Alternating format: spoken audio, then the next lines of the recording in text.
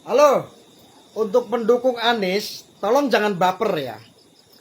Anies belum jadi presiden saja sudah jalan-jalan hidup mewah dan naik pesawat jet pribadi yang betul-betul mahal. Anies Baswedan sepertinya menjadi sosok yang tidak bisa menjadi pemimpin dan merasakan kesulitan rakyat jelata. Seperti Presiden Joko Widodo saat ini yang memikirkan rakyatnya. Apa yang dikerjakan oleh Presiden Joko Widodo adalah mengetahui dan pernah hidup sebagai orang susah. Inilah yang membuat Presiden Joko Widodo menjadi paham dan memikirkan sebuah program yang menjadikan rakyat sebagai tujuan utamanya.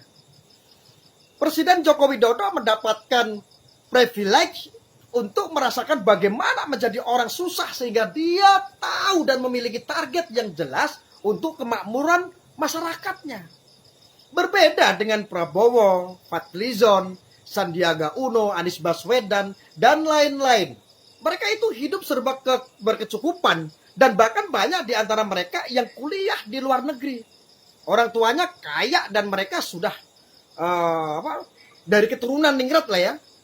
Justru rakyat jelata adalah musuh mereka. Musuh yang dirangkul untuk dijilat saja dan mendapatkan suaranya.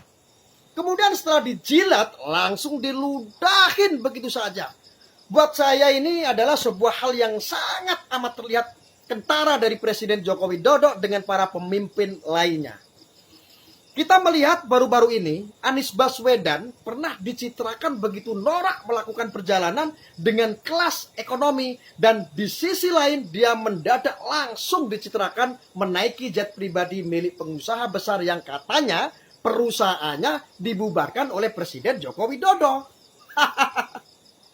Kelihatan banget kan bagaimana Anies begitu benci dengan rakyat jelata dan tidak mau hidup seperti orang susah. Jangankan kelas bisnis, dia sudah terbiasa dengan jet pribadi yang mahal itu. Karena jet pribadi selalu memikirkan kepentingan rakyat jelata hanya dijilat dan digoblok-goblokin lewat isu-isu agama dan radikalisme sehingga mereka tidak mau memilih Anies Baswedan karena seiman dan seagama. Ini adalah strategi busuk dari partai pengusung Anies Baswedan dan mengirimkan orang ini ke beberapa tempat yang merupakan kantong radikalisme. Saya beruntung tinggal di bagian timur ya, sehingga radikalisme dan terorisme itu sedikit sekali di tempat saya. Dan kita bisa melihat semakin Indonesia ke timur semakin plural dan toleran. Anies malah memilih untuk ke bagian barat Indonesia yang merupakan sarang dari teroris dan radikal. Sebenarnya strategi ini mudah sekali terbaca. Kita melihat bagaimana negara ini harus bebas dari tema-tema radikalisme dan terorisme. Anies Baswedan ini adalah keturunan orang kaya yang terbiasa hidup mewah di istana. Jadi jangan heran jika dia amit-amit menang, rakyat Indonesia akan dijilat basah-basahnya dan nantinya akan dibuang. Safari politik Anies Baswedan ini menunjukkan sebuah pemandangan yang begitu menjijikkan.